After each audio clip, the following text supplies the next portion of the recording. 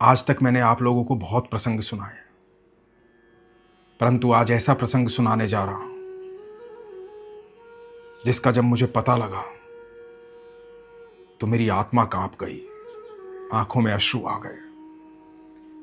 मैंने अपने जीवन काल में आज तक अभी तक ऐसा कोई भक्त देखा नहीं है। जिस भक्त के बारे में आज मैं आपको बताऊंगा, उस भक्त के प्रसंग को सुनना भी सौभाग्यशाली है। बड़े ध्यान से सुनिएगा। हरे कृष्ण दोस्तों, मैं हूं अनुज शर्मा। मध्य प्रदेश शिवपुरी में एक जगह है कोलारस, छोटा सा गांव है। ज्यादातर लोग वहां पर ठाकुर जी के अनन्य भक्त हैं। बात काफी पुरानी नहीं है, अभी की बात है, इसी कलयुग की, इसी सदी की। वहां पर रहती थी राधा शर्मा। राधा शर्मा का जन्म वहां पर हुआ, जिनके पिताजी माताजी ठाकुर जी के अनन्य भक्त। कोलारस में सदर बाजार में एक गोपाल जी का मंदिर है, ठाकुर जी का मंदिर। एक दिन हुआ यूं, ठाकुर जी के मंदिर में जो विग्रह है उनकी बाह टूट गई। जब बाह टूट गई तो लोगों ने फैसला लिया कि ठाकुर जी का विग्रह खंडित हो गया है, अब इनको विसर्जित कर देते हैं। ये बात जब राधा शर्मा जी के पिताजी ने सुनी तो बड़े दुखी हो गए, अन्न जल त्याग दिया। ये निर्णय लिया कि ऐसा होने नहीं दूंगा। उन्होंने अपने गुरु को पत्र लिखा कि गुरुदेव, मुझे ये बताइए, जब किसी के बच्चे को चोट लग जाए तो क्या उसे अपने बच्चे को विसर्जित कर देना चाहिए? क्या उसे अपने बच्चे को खंडित मान लेना चाहिए? अपने बच्चे को अपने पास नहीं रखना चाहिए? मेरे यहां ठाकुर जी के विग्रह में उनकी बाह टूट गई है। मैं चाहता हूं कि उनको यहां पर बादाम का हलवा खिलाया जाए, उनकी बाह पर प्लस्तर किया जाए, उनकी देखरेख की जाए।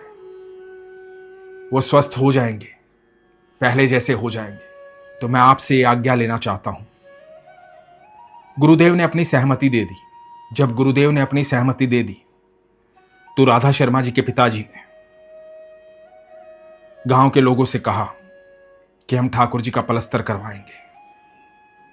जिस प्रकार एक आदमी की बाह टूट जाती है और उसका पलस्तर होता है, वैसे पलस्तर करवाएंगे, पट्टी बंधवाएंगे, बादाम का हलवा खिलाएंगे, ठाकुर जी की सेवा करेंगे, ठाकुर जी बिल्कुल स्वस्थ हो जाएंगे। ये भावना मन में रख करके ठाकुर जी की बाह पर प्लस्तर करवाया गया, बादाम का हलवा खिलाया गया, रोज भोग लगाया गया, ठाकुर जी की सेवा की गई। एक सप्ताह बाद जब प्लस्तर खोला गया तो ठाकुर जी की बाह जुड़ी हुई थी। सब गांव वाले हैरान थे। कुछ लोगों ने शंका जताई, कुछ लोगों ने कहा कि नहीं, ऐसा संभव नहीं है। एक प्लस्तर करने मात्र से यह बाह कैसे जुड़ सकती है? हो सकता है कोई केमिकल लगाया हो, किसी चीज से जोड़ा गया हो, क्योंकि यह संभव नहीं है कि प्लस्तर करने से बाह जुड़ जाए। लोगों ने पानी के टैंकर बुलवाए, कहा कि ठाकुर जी का जलाभिषेक करना है। तेज पानी के फव्वारों से ठाकुर जी का जलाभिषेक किया गया। मन में भाव यह था कि जलाभिषेक करेंगे, तेज फव्वारे चलाएंगे तो बाह टूटकर गिर जाएगी, पर ऐसा हुआ नहीं। ठाकुर जी का विग्रह ज्यों का त्यों था। जब शंका मिट गई तो सब नतमस्तक हो गए। राधा शर्मा इसी माहौल में पली बढ़ी। ठाकुर जी की भक्ति उसे वसीयत में मिली थी, धीरे धीरे बड़ी होने लगी। राधा शर्मा और उनकी बहन, जब दोनों का विवाह इनके पिताजी ने कर दिया तो पिताजी और माताजी ने वृंदावन वास ले लिया। सब कुछ छोड़ करके वृंदावन में जाकर के रहने लगे, ठाकुर जी की भक्ति करने लगे। इधर राधा शर्मा का विवाह हुआ। विवाह होकर के जिस घर में आई, उस घर में इनकी भक्ति जारी थी। इनके पति पेशे से डॉक्टर। राधा शर्मा अपने जीवन काल में आए उतार चढ़ाव को ऐसे ही काट रही थी ठाकुर जी का नाम लेकर के। भक्ति का बड़ा बल था, इसलिए कभी संकट विसंकट जैसे लगे नहीं। जीवन का हर पल सुख और आनंद में बीत रहा था। जब पति क्लिनिक चले जाते थे तो भगवान का श्रृंगार शुरू हो जाता था, भक्ति शुरू हो जाती थी, नाम जप शुरू हो जाता था। एक दिन मन में भाव आया कि मुझे ठाकुर जी से साक्षात मिलना है, ठाकुर जी से मुलाकात करनी है। अपने पिताजी को फोन किया, पिताजी से कहा कि मुझे लल्ला से साक्षात मिलना है, मुझे ठाकुर जी से मिलना है। मैं कैसे मिल सकती हूं मेरे ठाकुर जी से? पिताजी ने कहा, हरिवंश जी को याद किया करो, हरिवंश जी ही तुम्हें ठाकुर जी से मिलवाएंगे। बस उस दिन के बाद क्या था, जय जयकार होने लगी। राधा वल्लभ श्री हरिवंश, राधा वल्लभ श्री हरिवंश।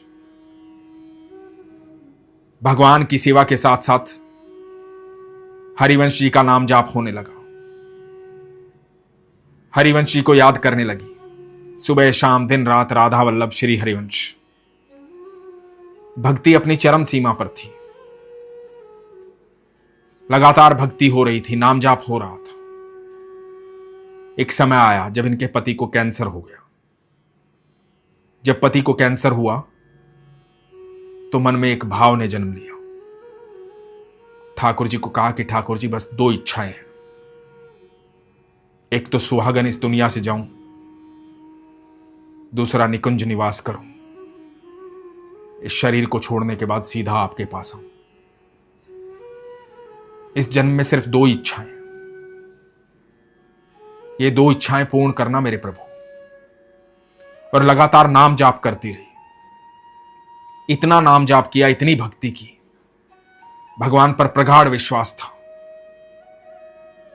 कि इनके पति स्वस्थ हो गए। कैंसर जैसी बीमारी हमेशा हमेशा के लिए दूर हो गई। गृहस्थ में रहते हुए ये प्रण ले लिया था कि ब्रह्मचार्य धर्म का पालन करूंगी, इसलिए अपने कमरे में जाती, अपने ठाकुर जी के साथ ही सोती, ठाकुर जी की सेवा करती, उनका श्रृंगार करती, नाम जप करती, सारा दिन उनसे बातें करती।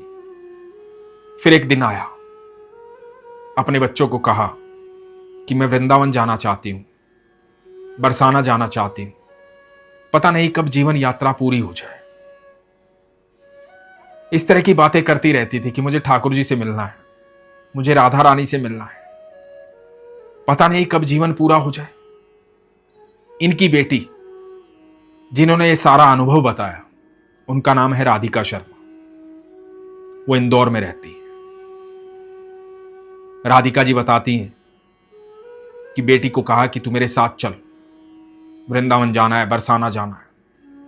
लेकिन राधिका जी को कुछ काम था, व्यस्तता थी, इसलिए राधिका जी ने कहा कि मम्मी मैं सारी व्यवस्था कर देती हूं वृंदावन में, बरसाना में, आप होकर आओ।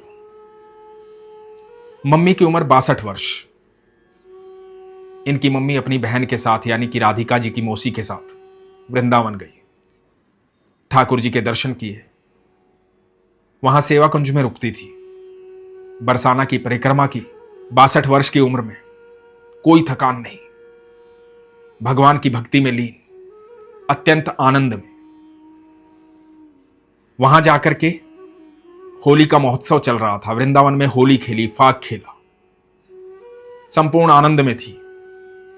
ठाकुर जी की नगरी में जाकर के होली खेली, रंगों से सरोबार थी, मन में भी बहुत सारे रंग थे, बहुत सारी उमंग थी, बहुत सारी खुशियां थी। बरसाना परिक्रमा करने के बाद, वृंदावन में ठाकुर जी से मिलने के बाद वापस आ गई शिवपुरी अपने घर। आने के 4 दिन बाद शीतला माता का पूजन का दिन था। सुबह पूजन किया, जल्दी उठी, उसके बाद सारा दिन ठाकुर जी की सेवा की, श्रृंगार किया। शाम का समय था, भगवान का श्रृंगार उतार रही थी, भगवान की पूजा की थी, जोत लगाई थी। भगवान का श्रृंगार उतारने के लिए जोत मंदिर से उठा करके साइड में रख दी और भगवान से बातें करते करते, नाम जाप करते करते, राधा वल्लभ श्री हरिवंश, राधा वल्लभ श्री हरिवंश, ये गाते गाते ध्यान मग्न हो गई, भगवान के ध्यान में चली गई। राधा शर्मा जी को पता नहीं लगा कि कब जो साइड में रखी हुई जोत थी उनसे इनकी साड़ी का पल्लू, उसमें आग लग गई। धीरे धीरे आग बढ़ने लगी। जब आग इनके शरीर तक पहुंची तो राधा वल्लभ श्री हरिवंश करते करते आग बुझाने की कोशिश की, लेकिन आग बुझ नहीं रही थी। उन्होंने कुर्ता पहन रखा था। सोचा कि यह कुर्ता उतार देती हूं, आग लग रही है। कुर्ते के बटन नहीं खुले। धीरे धीरे पूरे शरीर में आग लगने लगी और ये जोर जोर से चिल्ला रही थी, राधा वल्लभ श्री हरिवंश, राधा वल्लभ श्री हरिवंश, राधा वल्लभ श्री हरिवंश। चिल्लाती चिल्लाती भगवान का नाम जाप करती करती अपने ठाकुर जी को एक तरफ रखा कि ठाकुर जी को आग ना लग जाए। ऊपर के कमरे में थी जहां ये पूजा करती थी। दरवाजे तक भागी चली गई। जोर जोर से कहने लगी, राधा वल्लभ श्री हरिवंश, राधा वल्लभ श्री हरिवंश। नीचे परिवार ने सुना कि ये बड़ी करुणा में आवाज आ रही है। इतनी करुणा में भगवान को क्यों पुकार रही है? देखने भागे तो देखा कि पूरा शरीर आग में जल रहा है। राधिका शर्मा जी बताती हैं कि मां ऐसे जल रही थी जैसे होली जल रही हो, होली का दहन हो रहा। परिवार बचाने के लिए भागा। राधा वल्लभ श्री हरिवंश करती करती बेहोश हो गई, वहीं गिर गई। क्योंकि इनके पति डॉक्टर हैं, उन्होंने इलाज शुरू किया। अपने क्लिनिक में ले गए। घर के नीचे वहां पास में ही क्लिनिक था, वहां पर इलाज शुरू किया। गंभीर अवस्था थी। होश आया। जब होश आया तो वो होश में थी, भगवान को याद कर रही थी। इनके पति ने अपने बेटे को फोन किया। इनके बेटे भी डॉक्टर हैं। उनका नाम है गिरिराज। गिरिराज को फोन किया कि बेटा ऐसी अवस्था हो गई है। बेटे ने सलाह दी कि अवस्था ज्यादा खराब है, इनको यहां से लेकर इंदौर जाओ, इंदौर में इलाज होगा। शिवपुरी से करीबन 350 किलोमीटर, 375 किलोमीटर के आसपास पड़ता है इंदौर।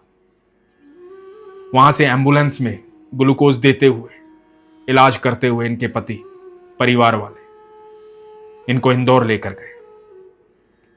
इंदौर रहती है राधिका शर्मा, इनकी बेटी। बेटी को लगा था कि मां से मिलूंगी, मां को देखूंगी, मां बताएगी कैसे क्या हुआ। लेकिन मां जब पहुंची तो मां ने कहा, राधे राधे। मां को अस्पताल में एडमिट करवाया गया। डॉक्टर्स आए, इधर से इनके बेटे भी आ गए। इलाज शुरू हुआ। डॉक्टर्स ने बताया कि गंभीर अवस्था है, काफी हद तक जल चुकी है। एक दवाई बताई। वो दवाई विदेश से आनी थी। दवाई की कीमत थी 26 लाख रुपए। वो दवा मंगवाई गई ताकि सर्जरी हो सके। सर्जरी की गई। जब सर्जरी की गई तो डॉक्टर्स ने कहा कि शायद बचाव हो जाए। डॉक्टर्स ने वीडियो बनाई अंदर, और जब डॉक्टर बाहर आए सर्जरी करके, डॉक्टर्स ने आके परिवार को बताया कि मैंने ये वीडियो बनाई है, ये देखो। सोई मोए बावे बावे मोए जोई सोई सोई करे प्यारो मोए तो भवती। इनको दर्द का जरा भी एहसास नहीं है। आमतौर पर जब हम इलाज करते हैं इतने जले हुए व्यक्ति का, तो चिल्लाता है, तरह तरह की बातें बोलता है, गुस्सा करता है। लेकिन सिर्फ नाम जाप कर रही हैं ये, सिर्फ भगवान का ध्यान कर रही हैं ये, सिर्फ ठाकुर जी को याद कर रही हैं ये। हमने अपने जीवन काल में कभी कोई ऐसा व्यक्ति नहीं देखा कि इतने दर्द में कोई डर ना रहा हो, घबरा ना रहा हो, कराहा ना रहा हो, चिल्ला ना रहा हो, विरोध ना कर रहा हो, सिर्फ भगवान को याद कर रहा हो। ऐसा हमने कोई नहीं देखा, इसलिए वीडियो बना दी। वो वीडियो जब मैंने देखी, प्यारी राधा प्यारी राधा, तो मेरी आत्मा कांप गई। मैंने भी अपने जीवन काल में कोई ऐसा भक्त नहीं देखा। ऐसे भक्त के दर्शन करना ही सौभाग्यशाली है। उसके बाद जब परिवार मां के पास गया, थोड़ा थोड़ा समय मिलता था मां के पास जाने के लिए। मां के पास गया, लगातार ठाकुर जी की बातें कर रही है, जैसे साक्षात ठाकुर जी दिखाई दे रहे हैं। मन में एक ही इच्छा है, एक बार प्रेमानंद महाराज जी के दर्शन करने हैं, यमुना जल प्राप्त करना है, ब्रिज की रज का सेवन करना है। अपने बच्चों से कह रही है कि महाराज जी के दर्शन करने हैं, मेरी राधा रानी का ऐसा श्रृंगार होना चाहिए, मेरे ठाकुर जी का ध्यान रखना, मेरे लड्डू गोपाल का ध्यान रखना, उन्हें भोग लगाते रहना, उनको भूख नहीं लगनी चाहिए, समय पर भोग मिलना चाहिए, उनको समय पर भोग लगाना, समय पर शयन करवाना, समय पर उठाना, मेरे ठाकुर जी का ध्यान रखना, मेरी राधा रानी का ऐसा श्रृंगार होगा, ये पाजेब पहनेगी, ये चोली पहनेगी, ऐसा घाघरा पहनेगी, ऐसी चुनरी होगी। बस ठाकुर जी और राधा रानी की बातें कर रही थी। ऐसी अवस्था नहीं थी कि वृंदावन जा सके, लेकिन कमाल की बात यह थी कि उनके वहां रहते हुए अस्पताल वृंदावन हो गया था। मम्मी को लाला है, मम्मी को लाला है, श्री बाके बिहारी श्री राधा लवलाल, मम्मी का ठाकुर है। उनके रहते हुए लगातार कीर्तन हो रहा था, लगातार नाम जप चल रहा था। ऐसी भक्त कभी किसी ने देखी नहीं थी। जिस दिन वो जली थी, उस दिन उनके गले में कंठी पहनी हुई थी उन्होंने। सारा शरीर जल गया था, सारे कपड़े जल गए थे, शरीर पर एक भी कपड़ा रहा नहीं था। जिस अवस्था में उनके पति ने, उनके परिवार ने उनको देखा था, वो अवस्था बहुत खराब थी। लेकिन गले में बंधी हुई कंठी ना काली पड़ी थी ना जली थी। जब अस्पताल लाए थे तो डॉक्टर्स ने वो कंठी खोल दी थी। राधिका शर्मा ने वो कंठी पलंग से बांध दी थी, क्योंकि राधा शर्मा कह रही थी, मेरी कंठी मुझे दो, मेरे ठाकुर जी को मुझसे दूर मत करो, मेरे कन्हैया को मुझसे दूर मत करो, और मुझे कोई डर नहीं है, कोई घबराहट नहीं है, मेरे ठाकुर ने मुझे अग्नि दी है, मेरे ठाकुर को भजूंगी मैं। बार बार बात कर रही थी। वो अपनी ही दुनिया में थी, अपने वृंदावन में। आसपास खड़ा उन्हें कोई दिखाई नहीं दे रहा था, किसी के प्रति मन में भाव नहीं था, बस भाव था ठाकुर जी के लिए, राधा रानी के लिए। जिससे भी बात कर रही थी, ठाकुर जी की बात कर रही थी, राधा रानी की बात कर रही थी। राधिका शर्मा ने किसी तरह से प्रयास किया, क्योंकि राधा शर्मा जी चाहती थी प्रेमानंद जी के दर्शन करना। तो राधिका शर्मा जी ने कई ग्रुप्स में डाला। किसी तरह से नवल नागरी बाबा का उनको नंबर मिला। राधिका शर्मा जी ने नवल नागरी बाबा को फोन किया। व्यस्तता के कारण वहां फोन उठा नहीं, तो मां की वीडियो भेजी। जैसे ही नवल नागरी बाबा जी ने वीडियो देखी, तुरंत फोन किया। फोन करके राधा शर्मा जी से बात की। वो ऐसी अवस्था में थी, पूरी जली हुई थी। जहां कोई भी दर्द से कराहता है, वो वहां नवल नागरी बाबा से बात कर रही थी, श्री प्रेमानंद महाराज जी के बारे में बोल रही थी, उनके दर्शन की इच्छा जता रही थी। नवल नागरी बाबा जी ने कहा कि आप निश्चिंत रहिए, आप पर राधा रानी की अद्भुत कृपा है, साक्षात राधा रानी आपके साथ है, ठाकुर जी आपके साथ है। मैं आपसे वादा करता हूं कि आपको महाराज जी से जरूर मिलवाऊंगा। यह बात नवल नागरी बाबा जी ने कही, और राधा शर्मा जी लगातार भगवान का भजन करती रही। जब वो क्षण आया जब ठाकुर जी से मिलना था, इस दुनिया से जाना था, अपने बेटे को बार बार कहती थी, गिरिराज जी। बेटे का नाम है गिरिराज, लेकिन अपने बेटे में उन्हें कृष्ण दिखाई दे रहे थे, ठाकुर जी दिखाई दे रहे थे। बेटे जो कि डॉक्टर है, उनको बाकी डॉक्टर्स ने कहा कि आप घर ले जा सकते हो, संभव नहीं है कि ये बच पाए। हर तरह से इलाज कर लिया है, लेकिन अब संभव नहीं है कि ये बच पाए। तो बेटे गिरिराज ने कहा कि कुछ लड़ाई हारने के लिए लड़ी जाती है। मेरी मां को यहीं रखना चाहता हूं। उनका जो ये भक्ति भाव है, उनको इसमें रहने दो, उनको इस आनंद में रहने दो। इस आनंद की अनुभूति हम नहीं कर रहे हैं, लेकिन वो कर रही है। मैं आखिरी पल तक प्रयास करना चाहता हूं, मुझे प्रयास करने दो, मुझे मेरी मां का इलाज करने दो, क्योंकि वो खुद डॉक्टर है।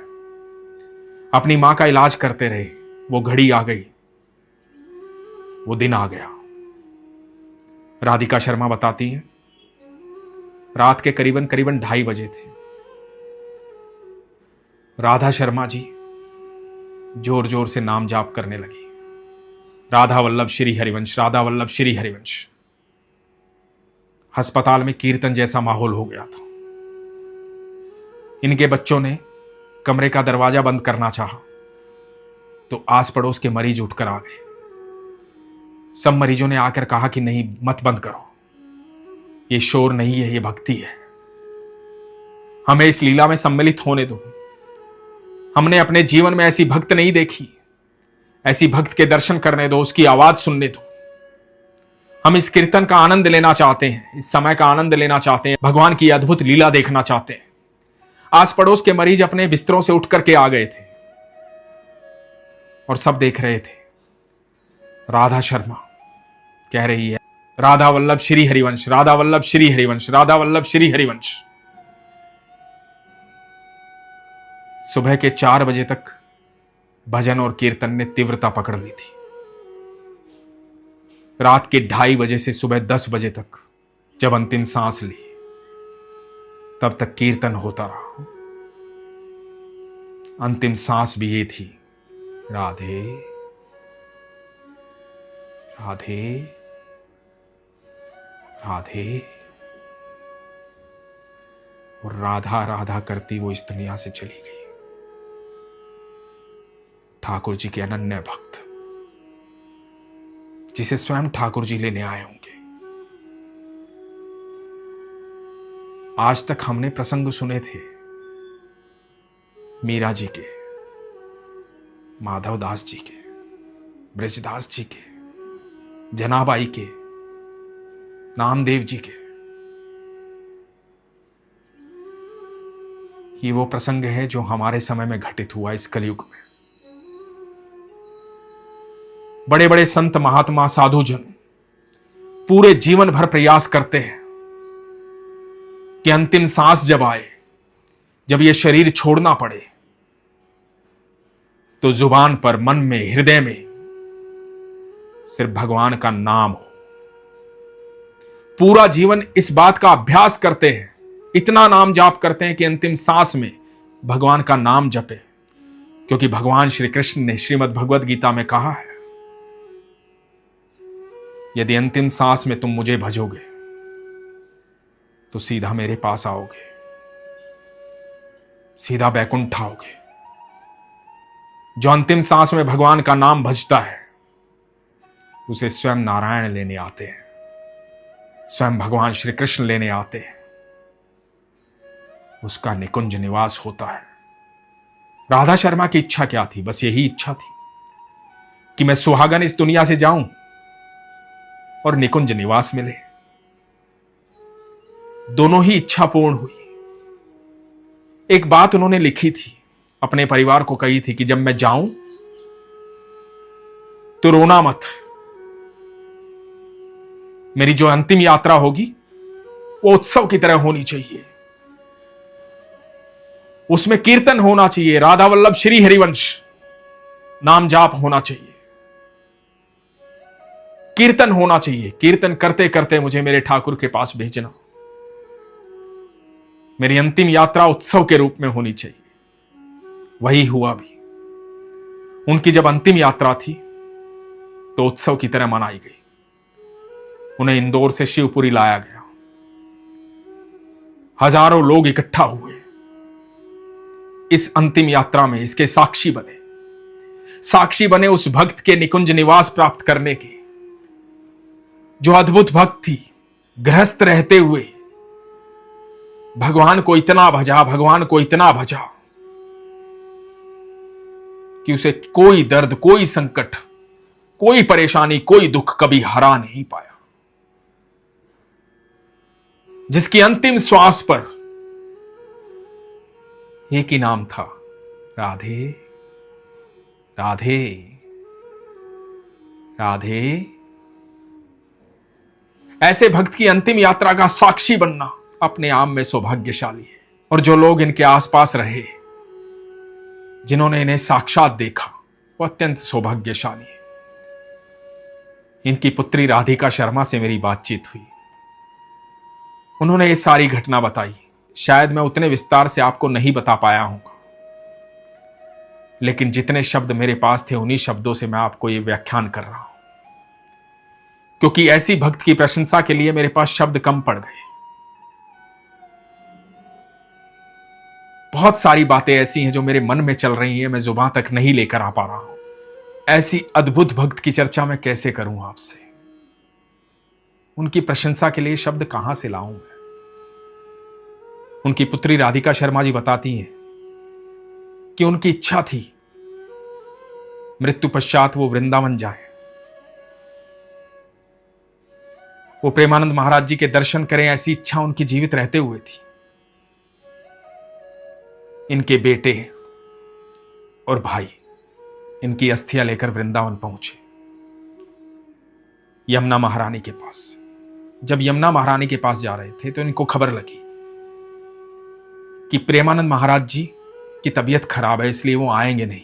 जो रात को अपने भक्तों को दर्शन देते हैं, आज वो दर्शन देंगे नहीं। तो ये अपने मां की अस्थियों को लेकर के यमुना महारानी के पास जा रहे थे। रास्ते में गाड़ी रुकवा दी गई। पता लगा कि महाराज जी अचानक से आ रहे हैं, और महाराज जी अचानक से आए भक्तों को दर्शन देने। यहां पर राधा शर्मा जी के बेटे, उनके भाई अस्थियां लेकर खड़े थे। महाराज जी वहां पहुंचे। महाराज जी ने आशीर्वाद दिया। राधा वल्लभ श्री हरिवंश बोला, मुस्कुराए और चले गए। एक भक्त का भक्त से मिलाप था। एक भक्त दूसरे भक्त से मिल रही थी। जब राधिका शर्मा जी ने वो फोटो नवल नागरी बाबा जी को भेजा और कहा कि इस तरह से वहां अस्थियां लेकर गए थे और इस तरह से महाराज जी आए, तो नवल नागरी बाबा जी ने बताया था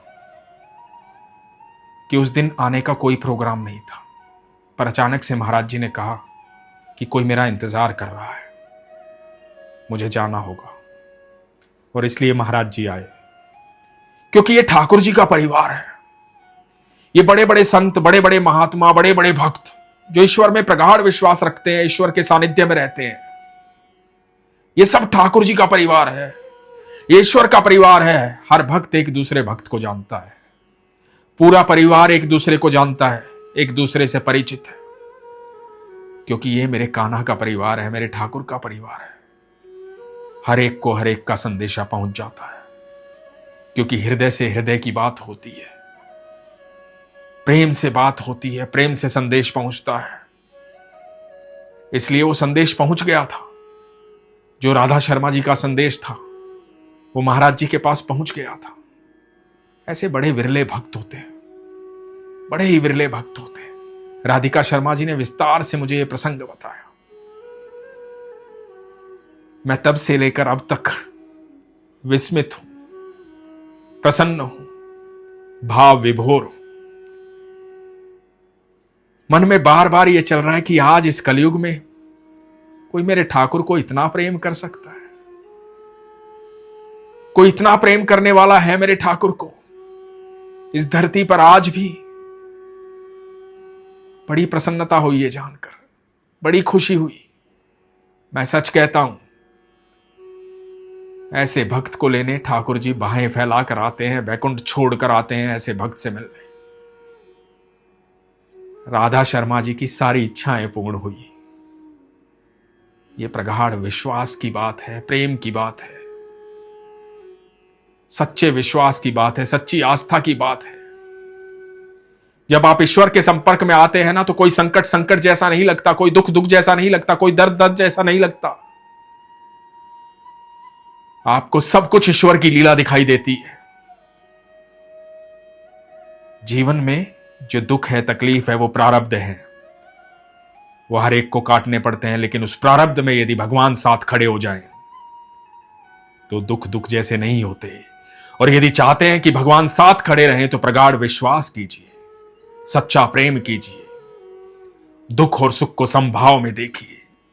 इसके लिए अत्यधिक विश्वास की आवश्यकता है। इसीलिए मैं हमेशा कहता हूं, अपने विश्वास को मजबूत रखिए, अपना ख्याल रखिए। हरे कृष्ण।